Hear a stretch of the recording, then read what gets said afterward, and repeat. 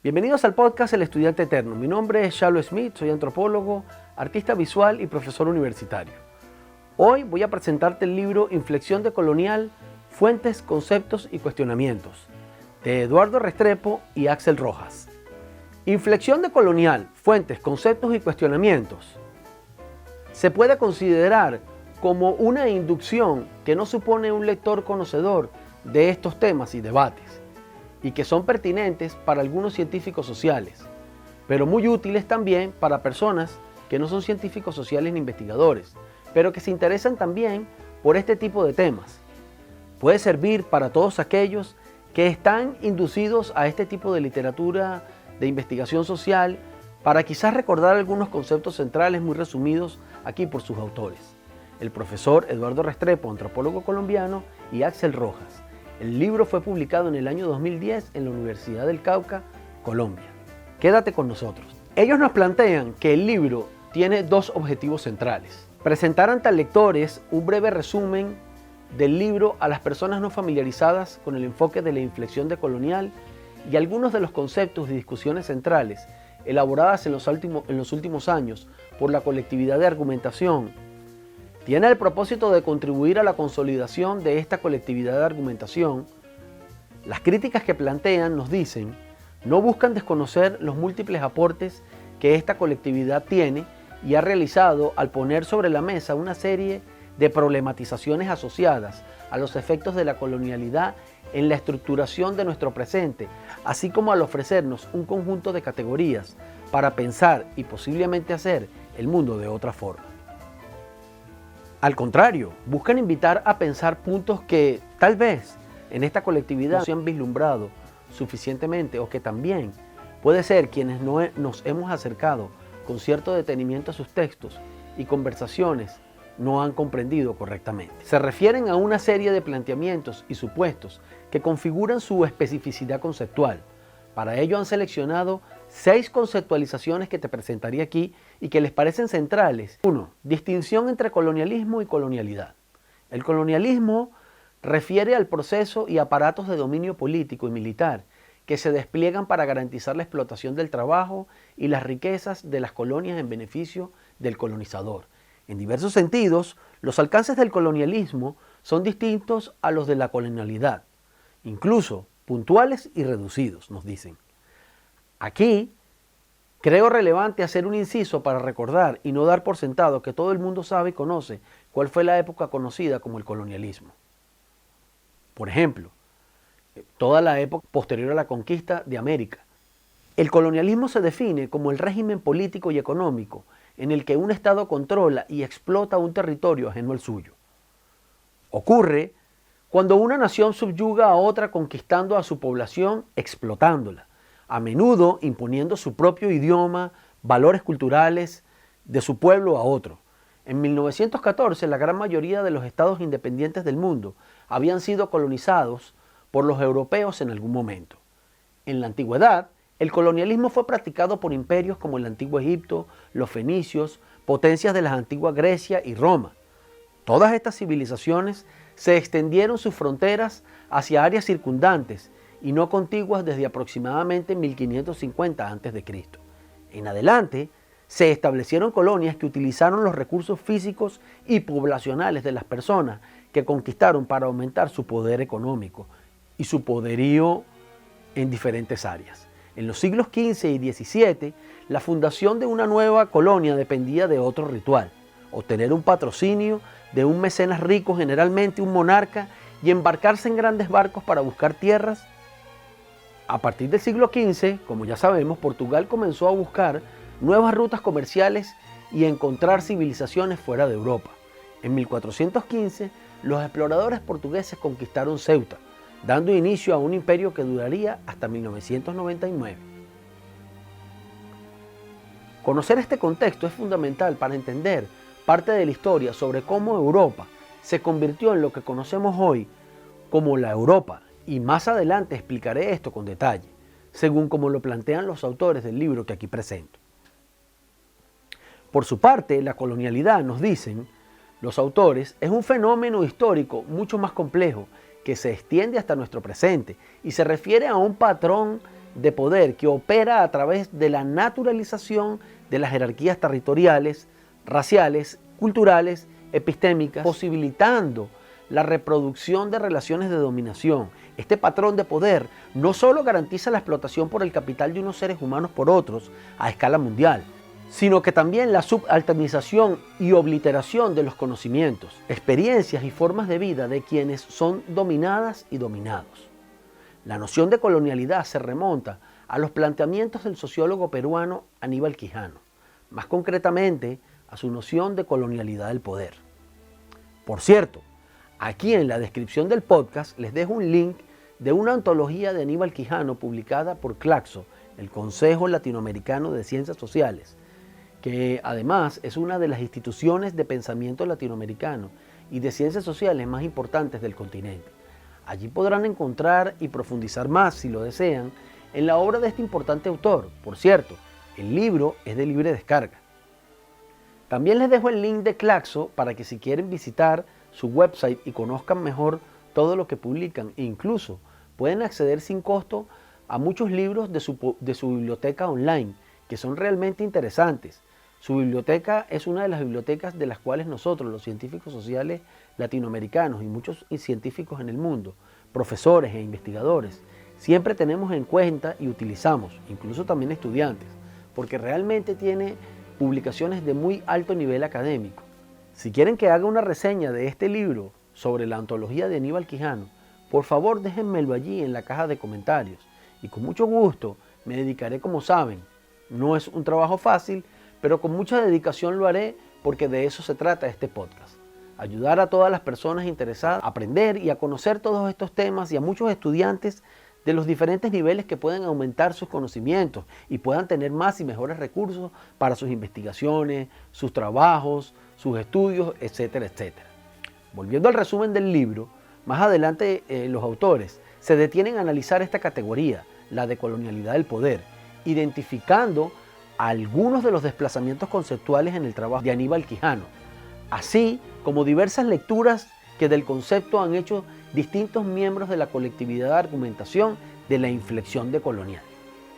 Entonces, para reiterar, la colonialidad es un patrón o matriz de poder que estructura el sistema mundo moderno, en el que el trabajo, las subjetividades, los conocimientos, los lugares y los seres humanos del planeta son jerarquizados y gobernados a partir de racialización, en el marco de la operación de cierto modo de producción y distribución de riqueza.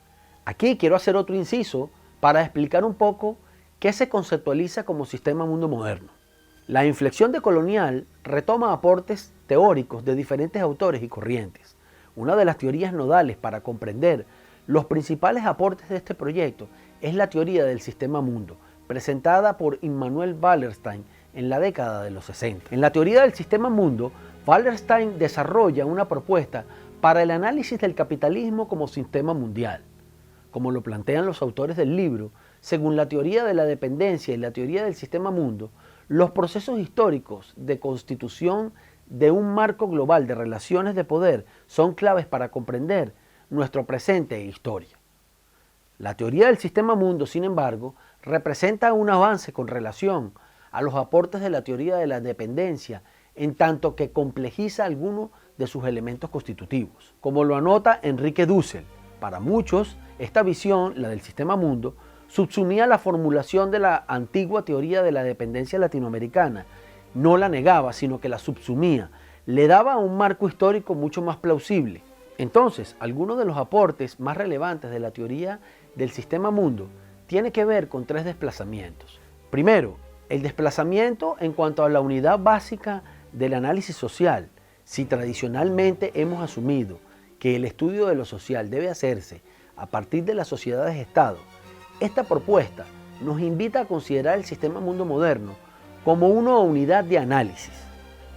Para el autor, hay tres concepciones relevantes que hay que develar. 1. Las sociedades no son estructuras autónomas de evolución interna, al contrario, fueron y son de hecho, en primer lugar, estructuras creadas por procesos de escala mundial y moldeadas como reacción a ellos. 2. Es necesaria la introducción de una perspectiva de larga duración, longue durée. La larga duración es el correlativo temporal de la calidad espacial del sistema mundo. Corresponde a una perspectiva centrada en un sistema mundo en particular, aquel en que vivimos, la economía mundo capitalista. La conjugación de estos desplazamientos rompe el nacionalismo metodológico, en el cual cae gran parte de los estudios sociales.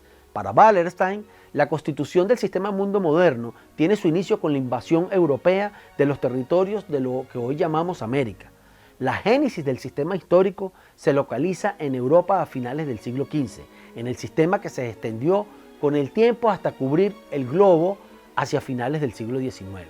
La expansión global de este sistema mundo moderno está ligada en sus orígenes al descubrimiento de América y su colonización, y la instauración de un conjunto de instituciones, relaciones de poder, formas de pensar que legitiman el dominio eurocentrado sobre el planeta.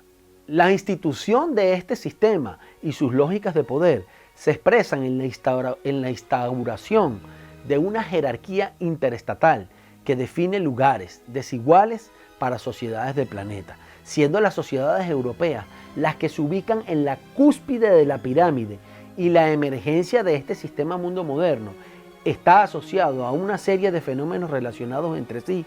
No voy a explicar cada uno de ellos, solo voy a denunciar, aunque en el libro sí están explicados. Pero eso haría demasiado largo este podcast y realmente no quiero tomar mucho más tiempo. Otros aspectos que son relevantes como estos, pero que no se pueden perder de vista, están aquí mencionados porque son más relevantes para toda la explicación.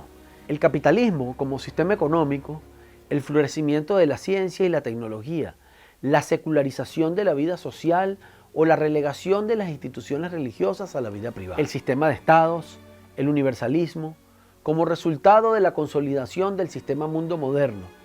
Europa vivió grandes transformaciones, tal vez la de mayor incidencia, tiene que ver con la legitimación de un sistema altamente desigual, tanto al interior de las sociedades europeas como en las colonias establecidas al otro lado del Atlántico. En la naciente América, el lugar que ganó Europa en el contexto del sistema naciente la llevó a ser el centro de poder en el contexto mundial durante los siguientes siglos. Esto es fundamental para comprender todo lo que se planteará aquí en adelante, porque la conceptualización rompe con la explicación tradicional de lo que conocemos como la historia universal, y es la que todavía hoy se enseña en las escuelas. Y según esta explicación, lo que se entiende históricamente como la modernidad y cuándo inició realmente.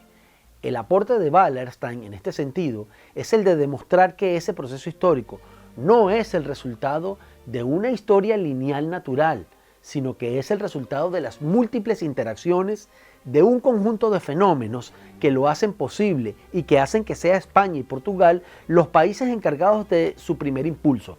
Además, señala el lugar de América como una invención en todo el proceso.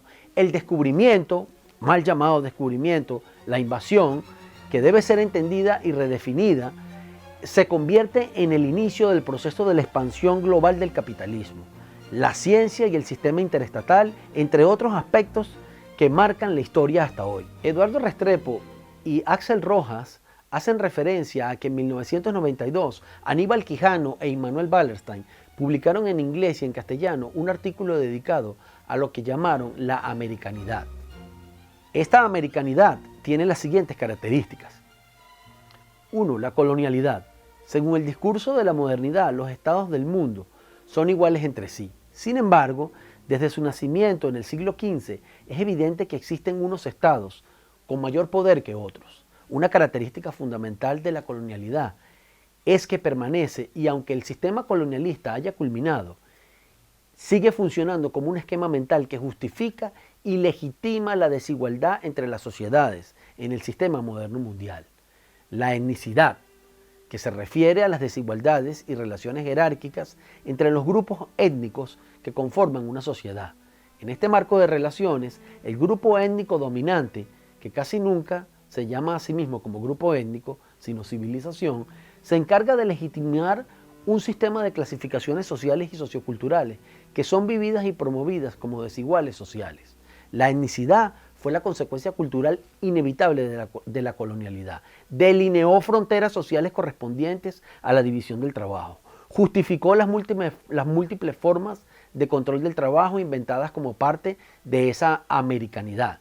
La esclavitud de los negros africanos, diversas formas de trabajo forzado, el repartimiento, la mita, el peonaje para los indígenas americanos. Para las clases trabajadoras europeas, esto constituyó un cambio en toda su forma de vida. Estas fueron las formas iniciales de la distribución étnica para participar en la jerarquía laboral. A medida que avanzamos hacia el periodo de la posindependencia en América, las formas de control del trabajo y los nombres de las categorías étnicas fueron puestas al día, pero siempre se mantuvo una jerarquía étnica. Según este planteamiento, la etnicidad tiene ambas caras. De una parte, es una forma de pensar impuesta en la sociedad que se nombra como sociedad compuesta por poblaciones o grupos minoritarios, diferenciados culturalmente, a los que se llama grupos étnicos, y a los que no reconoce una igualdad en términos sociales, culturales o de conocimiento. Pero por otra parte, la etnicidad también es un mecanismo de constitución de una identidad común para aquellos grupos históricamente discriminados que sirve para movilizar sus luchas. El racismo, tema del que ya hablamos en un podcast, implícito en la etnicidad, y las actitudes racistas fueron parte y propiedad de la americanidad y la modernidad desde sus inicios. Es solo hasta el siglo XIX que se crea el racismo hecho y derecho, teorizado y explícito. Cuando en una sociedad la etnicidad no garantiza las formas de discriminación que se requiere para legitimar los sectores dominantes, entonces se crean nuevos mecanismos institucionales para garantizar su práctica y permanencia. La idolatría, por lo nuevo, la idea de novedad, por ejemplo, es decir, una identificación y una reificación por lo nuevo que se expresa en un afán permanente por lo moderno, que promueve el olvido de las tradiciones e impide ver las estructuras de larga duración que sustentan los hechos sociales. En su libro, El capitalismo histórico, publicado en 1983, Wallerstein argumentó cómo el racismo y el universalismo constituyen dos doctrinas o pilares ideológicos del capitalismo histórico. Con respecto al racismo, Wallerstein señaló que la justificación ideológica de la jerarquización de la fuerza de trabajo y la distribución sumamente desigual de sus recompensas.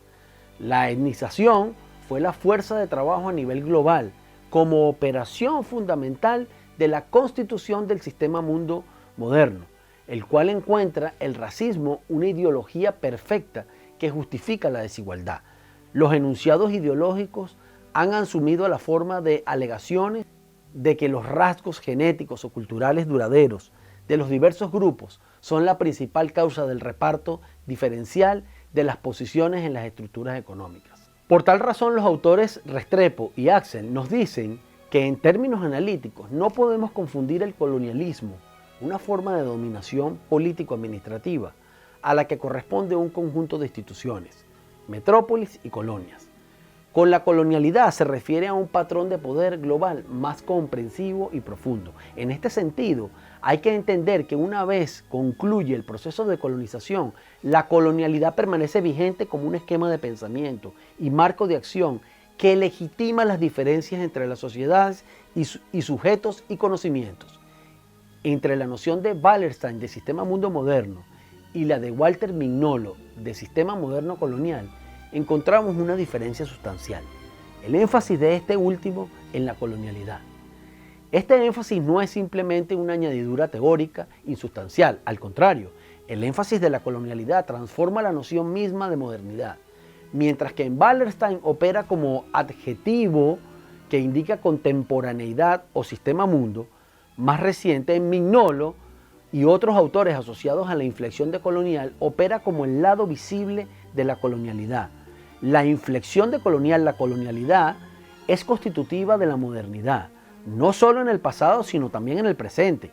Es producto del proceso de expansión colonial de Europa y parte constitutiva de la modernidad. Y no hay modernidad sin colonialidad. En otras palabras, volviendo sobre las nociones de colonialismo y colonialidad, hay que entender el planteamiento de que el colonialismo ha sido una de las experiencias históricas constitutivas de la colonialidad, pero que la colonialidad no se agota en el colonialismo. sino que concluye e incluye muchas otras experiencias y articulaciones que operan incluso hasta nuestro presente. De tal manera, los autores nos alertan sobre que no se puede, diría yo, o no se debe confundir tampoco descolonización con decolonialidad. La descolonización se indica en un proceso de superación del colonialismo, generalmente asociado a las luchas anticoloniales en el marco de los estados concretos. La descolonización, por su parte, se entiende a circunscribir a lo que se ha denominado independencias políticas de las colonias, que para las Américas de finales del siglo XVIII aún no termina. Piénsese en el caso de Puerto Rico o Martinica, y en África y Asia se despliega con particular intensidad en el siglo XX. A diferencia de muchos teóricos de la modernidad que solo ven en ella un proyecto emancipador, la inflexión decolonial llama la atención sobre su cara menos visible, incluso oculta, que es la colonialidad. Para la inflexión decolonial, la modernidad se encuentra absolutamente asociada a la historia del colonialismo y a la colonialidad. Por ello es necesario clarificar, la colonialidad no es equivalente al colonialismo, no se deriva de la modernidad ni antecede a ella. La colonialidad y la modernidad constituyen dos lados de una misma moneda. Este es un concepto acuñado por Ramón Grossfogel en el año 2006. Esto quiere decir que no hay modernidad sin colonialidad y a la vez la colonialidad supone modernidad. De ahí que se afirme que la relación entre modernidad y colonialidad son de co-constitución, no puede existir la una sin la otra. Por lo que la colonialidad no es conceptualizada como una contingencia histórica superable por la modernidad, ni como una desafortunada desviación. Al contrario, la colonialidad es inmanente a la modernidad, es decir, la colonialidad es articulada como la exterioridad constitutiva de la modernidad. Y así las condiciones de emergencia, existencia y transformación de la modernidad están indisolublemente ligadas a la colonialidad como su exterioridad constitutiva. Esto puede entenderse mejor cuando se dice que la colonialidad es producida por la modernidad, tal cual como nos lo dicen los autores. Es por ello que no hay un nosotros modernidad sin que al mismo tiempo se defina un no nosotros, un ellos no modernidad. Al definir un espacio, al trazar unos bordes, al mismo tiempo se define un interior y un exterior.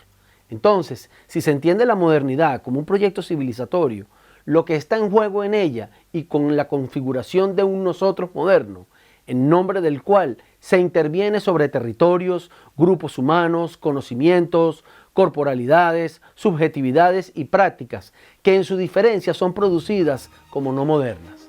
Es precisamente esa exterioridad de la modernidad, esa diferencia, la que en la inflexión decolonial se denomina diferencia colonial. Nociones como colonialidad del saber y colonialidad del ser se derivan de esta conceptualización, como lo veremos más en detalle. Problematización de los discursos eurocentrados e intramodernos en la modernidad. El grueso de las narrativas históricas, sociológicas, culturales y filosóficas que circulan sobre la modernidad, incluso en sus versiones más críticas, son el resultado de enfoques eurocentrados e intramodernos. Este es un concepto introducido por Arturo Escobar en el año 2003, otro antropólogo colombiano. Entre comillas nos dice, de un lado, suponen que la modernidad se origina en Europa y que de allí es exportada o se difunde, con mayor o menor éxito a otros lugares del mundo, y de otro, asumen que la modernidad se entiende desde problemáticas y categorías modernas. En contraposición a este supuesto, la inflexión decolonial argumenta que hay que entender a Europa desde una perspectiva de sistema mundo, en la que Europa misma es también resultante de este sistema geopolítico, incluyendo las tecnologías de gobierno y las formaciones discursivas que la producen como tal. Cierro comillas. Pensar en términos entonces de sistema mundializado de poder implica que la inflexión decolonial no se reduce en el análisis solo a países, estados o regiones aisladas, sino que intenta comprender lo que sucede en un país o región en relación con un sistema mundializado o universal de poder. El sistema mundo es la unidad de análisis de inflexión decolonial, no es el Estado-nación o la región como si existieran por sí mismas. Este énfasis analítico en el sistema mundializado de poder es lo que constituye la perspectiva geopolítica de la inflexión decolonial, pues dado que no existe en la modernidad sin colonialidad es necesario pensar en términos de sistema mundo moderno colonial. Esta es la llave del candado para comprender cómo se produce la modernidad, expandiendo a escala planetaria las formas políticas y económicas imaginadas como propias de la experiencia europea y sus repercusiones en todos los ámbitos de la vida hasta el presente. Antes que un nuevo paradigma, la inflexión decolonial se considera a sí misma como un paradigma otro. Lo que estos autores buscan no es consolidarse como un nuevo paradigma teórico dentro de la academia, como lo son el postestructuralismo o la poscolonialidad, etc., sino que cuestionan los criterios epistémicos de producción del conocimiento académico articulados al eurocentrismo y a la modernidad. De ahí que pretenda consolidar un conocimiento no eurocéntrico y desde la herida colonial, es decir, un paradigma otro emergente desde la diferencia colonial, como nos lo dicen Eduardo Restrepo y Axel Rojas. La crítica al eurocentrismo desde la inflexión decolonial pasa por reconocer que todo conocimiento es un conocimiento situado histórica, corporal y geopolíticamente. La pretensión eurocentrada de un conocimiento sin sujeto, sin historia, sin relaciones de poder, un conocimiento desde un lugar como la mirada de Dios, descorporalizado, deslocalizado, es profundamente cuestionado por esta argumentación. En oposición a esta pretensión, la inflexión decolonial se piensa como un paradigma otro que tiene en consideración la geopolítica y la corpopolítica, esto es, la situacionalidad histórica y corporalizada que articula la producción de conocimiento. La inflexión decolonial aspira a consolidar un proyecto decolonial. La crítica epistémica que supone la inflexión decolonial como paradigma otro no solo busca problematizar la colonialidad del saber, encarnada en las formaciones y establecimientos académicos eurocentrados y las narrativas modernistas, como el cristianismo, el liberalismo y el marxismo. También busca contribuir a hacer posible otros mundos desde intervenciones decoloniales que comprenden las diversas dimensiones de la existencia, como lo plantea Boaventura de Sousa Santos. El problema es que el proyecto decolonial no es solamente nombrar las estructuras de poder, es el proyecto de diversalidad epistémica. Se trata entonces de que existen muchas formas de ser en el mundo y que la única válida no es la forma eurocentrada de la existencia, de sus formas de conocimiento y explicación del mundo, sino que cada cultura, cada civilización, por lo menos eso, tiene sus maneras de existir y deben ser entendidas y no pormenorizadas. Al contrario, hemos vivido lo que muchos autores llaman el eurocentrismo y el etnocentrismo, que son formas de discriminación y segregación de ciertos grupos sociales o civilizaciones enteras debido a que no comparten los mismos valores, significaciones ni prácticas culturales. De tal manera que para descolonizar hay que pasar por la diversidad epistémica. Lo que se plantea no es la producción de un saber académico sobre, sino de pensar un proyecto junto y en un proyecto político de descolonización de la colonialidad del poder, del saber y del ser y de la naturaleza. Se trata de el repensamiento y una crítica al modelo civilizatorio moderno impuesto por Europa. Desde este punto de vista, la inflexión decolonial refiere una ética y una política de la pluriversalidad, en oposición a diseños globales y totalitarios en nombre de una universalidad. La pluriversalidad constituye una apuesta por visibilizar y hacer viables la multiplicidad de conocimientos, de formas de ser y de aspiraciones sobre el mundo. La pluriversalidad es la igualdad en la diferencia. De allí el conocido eslogan del Foro Social Mundial, la posibilidad de que un mundo, en un solo mundo, quepan muchos mundos. Entre otras cosas, y debido a esto, por ejemplo, Boaventura de Sousa Santos nos dice que nuestro primer problema para los que vivimos o estudiamos los problemas sobre el sur, se refiere al sur global, es que las teorías no han sido procedentes ni se adecúan realmente a nuestras realidades sociales. Hemos sido importadores de teorías. Lo que hace más grave aún este problema es que nuestras sociedades están viviendo en un marco globalizado de imperialismo global, donde vemos más claramente la debilidad de las teorías sociales con las cuales nosotros podemos trabajar. Se refiere a los científicos sociales, porque precisamente las ya utilizadas no han servido de mucho para solventar los problemas de nuestras sociedades, sino hay que ver cómo estamos en la actualidad. Consecuentemente, propone que no solo necesitamos un conocimiento nuevo, sino que necesitamos un nuevo modo de producción de conocimiento. No necesitamos alternativas, necesitamos un pensamiento alternativo de las alternativas. Entonces, la inflexión decolonial, que se inspira en la idea de Aníbal Quijano de la colonialidad, hay que entenderla en la perspectiva del sistema mundo y su patrón de poder global, en el que se diferencian y jerarquizan las poblaciones del mundo, apelando al discurso racial en aras de la explotación capitalista. En los estudios culturales latinoamericanos, existe un doctorado sobre estudios culturales latinoamericanos en la Universidad Andina Simón Bolívar, en Quito, como uno de los nodos más importantes de la inflexión decolonial, nos cuentan los autores en este libro. Por lo cual, pudiera afirmarse que existe una relación entre esta vertiente de estudios culturales latinoamericanos y la inflexión decolonial. Sin embargo, las modalidades dominantes de los estudios culturales, tanto en Gran Bretaña como en los Estados Unidos, Australia y Asia, se remontan a unas configuraciones y proyectos intelectuales y políticos de los cuales toma distancia esta colectividad de argumentación. Hall examina las relaciones entre la cultura y el poder desde una perspectiva contextualista que problematiza los reduccionismos de cualquier índole. Se nutre del marxismo, del estructuralismo, del postestructuralismo, del psicoanálisis, de la teoría de la performatividad, de los estudios postcoloniales. Esto, desde la crítica de la inflexión decolonial, se entendería como eurocéntricos y problemáticos. Quiere decir que la versión latinoamericana de los estudios culturales emergió en el horizonte de los trabajos de Néstor García Canclini, Jesús Martín Barbero. La versión de los estudios culturales de García Canclini y Martín Barbero se enfoca en los medios, en la ciudad y en las transformaciones tecnológicas en América Latina. Básicamente, su trabajo más importante pertenece a la perspectiva de la modernidad. Así, esta sea periférica por venir de Latinoamérica. El programa de investigación de modernidad, colonialidad y su consecuencia necesaria, la de decolonialidad, se sitúa en un escenario radicalmente diferente en el lado oscuro de la modernidad. Con respecto a la tradición de la teoría crítica latinoamericana, la inflexión decolonial se considera heredera de algunos de los aportes más originales de la teoría crítica latinoamericana. En el pensamiento crítico latinoamericano se encuentran enfoques como la teoría de la dependencia, la filosofía de la liberación, la pedagogía del oprimido, la investigación-acción participativa y la teología de la liberación, entre otros.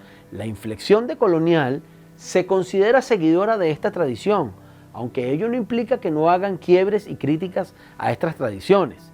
Al contrario, uno de sus más importantes aportes vienen de haber cuestionado estas corrientes, porque al hacerlo dieron paso adelante en cuanto a su elaboración epistemológica.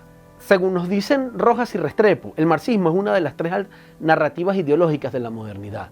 Las otras dos son el cristianismo y el liberalismo. La inflexión decolonial se distancia críticamente de este, a pesar de que cuestionamientos al capitalismo por parte del marxismo son acertados. Desde el enfoque de la inflexión decolonial al marxismo, se lo considera atrapado en el eurocentrismo al hacer énfasis en la clase social como categoría analítica, extrapolando y universalizando una experiencia histórica europea al resto del mundo, desconociendo elementos como la raza, considerada central en la articulación del modo de producción capitalista por fuera de Europa. No hay que olvidar, como nos dicen los autores, que el pensamiento decolonial se apoya en la discriminación racial, quiere decir, la jerarquía de seres humanos que ha justificado la subordinación política y económica de las personas de color y de las mujeres desde el siglo XVI, entre otros grupos, y desde luego también en la explotación de clase, en el sentido de que la clase adquirió en Europa después de la Revolución Industrial. Citando a Walter Mignolo, si se defina en un sentido amplio los proyectos decoloniales como aquellos que buscan la superación de la colonialidad, el marxismo en el mejor de los escenarios debería ser subsumido, si no diluido, por tales proyectos y no a la inversa. Hasta aquí podríamos decir entonces que la inflexión decolonial puede ser entendida de manera amplia como el conjunto del pensamiento crítico sobre el lado oscuro de la modernidad producidos desde los condenados de la tierra, como lo planteó Frantz Fanon en 1963, que buscan transformar no solo el contenido, sino los términos y condiciones en los cuales se ha producido el eurocentrismo y la colonialidad en el sistema de mundo inferiorizado, seres humanos, colonialidad del ser, marginalizando e invencibilizando sistemas de conocimiento, colonialidad del saber, y jerarquizando grupos humanos y lugares en un patrón global para la explotación en aras de la acumulación ampliada del capital, la colonialidad del poder. Por lo pronto, voy a dejar este podcast hasta aquí. En el siguiente episodio continuaré con este resumen y análisis de este interesante libro y espero que les haya gustado. Si fue así, por favor no dejes de darle un like y suscribirte a mi canal. Esto me seguirá motivando a seguir investigando y hacer este contenido para todos ustedes. Hasta el próximo encuentro.